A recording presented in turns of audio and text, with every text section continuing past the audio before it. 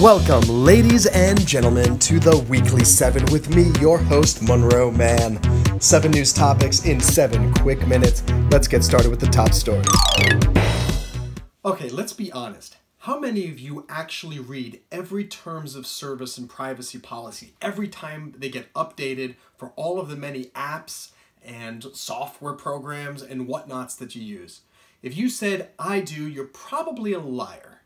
Because nobody has the time, and even if you do read it, most people don't understand it. As many of you know, I'm an attorney. I'm a New York lawyer, and I just found out about something amazing that has been launched called the Terms of Service Fairness Project. In full disclosure, it's my not-for-profit breakdiving that has started this thing. It's at tosfairness.org. The cool thing about it is all of the reviews are written in plain English, and they're based on a 0 to 100 score. So you can actually compare the different terms of services to see which one is fairer and which ones you should really avoid. So our world story for today, we're back with North Korea and Donald Trump. It's amazing the ping pong that's been going back and forth. 2 weeks ago, I talked about how impressive it was that Donald Trump and Kim Jong Un were going to sit down and talk. And then last week, that was all up in the air. We didn't know what was going to happen. It looked like the entire meeting in Singapore on June 12th had been scuttled. And then, I have to admit, Donald Trump wrote a very diplomatically impressive letter to Kim Jong Un, which clearly had its intended effect because all of a sudden now Kim Jong Un wants to meet with the United States again. So we are back in business. And I still think that Donald Trump and Kim Jong Un are going to do something amazing and make history very shortly. Stay tuned. Our travel story for today is Myanmar, a country formerly known as Burma. One of my viewers on YouTube said, hey, why don't you have some videos of the stories? And my answer is, I used to do that with shows. It's a heck of a lot of editing and I don't really want to do the work right now. But what I will do is bring in a nice learning aid. So as you can see, it borders China in the north and it also borders Laos. Vietnam is there, but it's not actually on the border. Of course, there's a huge border here with Thailand. It's one of its bigger borders. Then there's a border here with India, another big border, and a tiny bit with Bangladesh. Capital Bangladesh is Dhaka, if you didn't know. So here's some quick facts about Burma. According to some, it has the world's longest running civil war. It's still going on between a multitude of ethnic groups. It's one of the poorest countries in Southeast Asia, and interestingly enough, I don't know if this is correlated, it's the second largest producer of opium in the world, second only to Afghanistan. So the infrastructure in Myanmar is really, really bad. Apparently, most of the goods travel along the Thai border and the Irrawaddy River. Another interesting fact about Myanmar, 60% of the cultivated land in the country is rice. They produce massive amounts of rice. Talking about tourism to Myanmar, people do go, but not a huge amount because of all this civil strife and the poverty and this and that. But there are 2 cities that people do tend to go to. And those 2 cities are Yangon and Mandalay.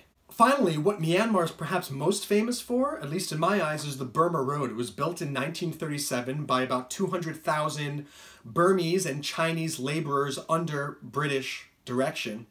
But I think it became most famous during World War II because it became a huge supply route. The political topic of the day is the Democrats. Not necessarily a criticism, but an observation. What the heck do they stand for? And if you're a Democrat watching this, I want you to really ask yourself this question too.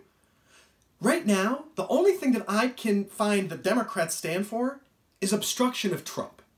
They have no ideas of their own. They don't have any concepts of their own. They have no solutions of their own. It's just, Trump is bad, we don't like him, nah, nah, nah. I'm really starting to think that they're going to be sorely disappointed in November during these midterm elections. Nobody on the left thought that Donald Trump was going to win. Heck, nobody on the right thought he was going to win. But guess what? He did. And it took everybody by surprise. This is why I'm so perplexed why there's this great confidence that the Democrats are suddenly going to have this blue wave. They thought it was going to be a blue wave 2 years ago. If they don't change their game plan from against Trump to for America very soon to actually address the issues that caused all the Democrats to vote for Donald Trump, I think they're going to do really, really poorly in these midterms. We shall see. For entertainment, this is for all of you who have a YouTube channel out there.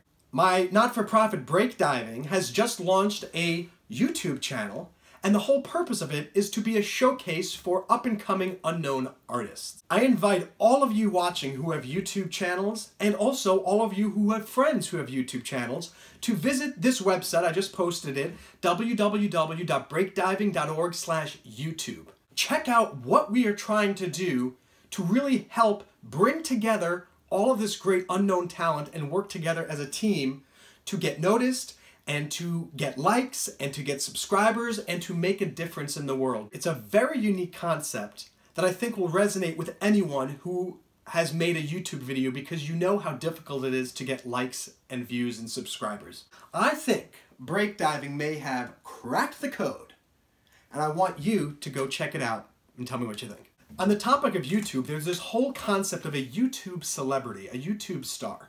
And I keep hearing that, and I'm trying to define, well, what does that mean? Because when you hear of, oh, he's a TV star, or she's a movie star, or a celebrity politician, you kind of know what that is. But it's kind of still murky. What exactly is a YouTube star? Does a YouTube star have the same cash as a TV or movie star? Yes or no? Maybe it's just a new type of category. We've got TV stars, we have movie stars, we have rock stars, we have YouTube stars. And maybe it's just so new that it still sounds weird to me. We're going to cut to our comedy correspondent, Kino, for some insight and commentary. Kino? Yo, what's up, Monroe? It's so great to hear from you. Thanks for bringing me in on your show. I'm really honored and stoked. And I think you're going to become a YouTube star, because that's like the question you asked. And I don't know what a YouTube star is. I mean, does it mean lots of subscribers? Because I don't know of any YouTube star that gets the babe, you know? I mean, like, babes come up to me all the time because I come off the beach and, you know, like, I'm so buff. I mean, look at this body. This is a surfer body, man. It's bodacious. It is rad. And, like, the girls can see it immediately. But, like, a YouTube star? I don't know. I really don't. I really don't. But I will say this. I will say this. And I want your listeners to really hear this. And this is based on my many years of meditative study and contemplation. And so my contemplation is that, like, in 5-10 years, the YouTube star is going to surpass the TV, radio, and movie star. Like Brad Pitt and Angelina Jolie and Tom Cruise, they're going to be like begging. They're going to be begging the YouTube stars to give them a leg up. Because, like, in 5 years, they're going to be nothing. That's what I think. Do you like my hair? Back to you, Monroe. Thank you very much, Kino. It's a pleasure. One of these days, we're going to have to get you into the studio. That would be fantastic. The last story is about contracts. Many of you know I'm an entertainment attorney. All I want to say is get it in writing. Do not start a creative project. Do not start a business. Do not start anything unless you get the other person to agree what the terms are. Put it on a piece of paper, put it in an email, write it on a business card, put it on your hand and take a photo. I don't care. Just mark my words. Get it in writing. Thank you very much, everybody. It's been a wonderful, wonderful time with you guys. Please subscribe if you've made it this far. I would love to keep you updated. Catch you next week.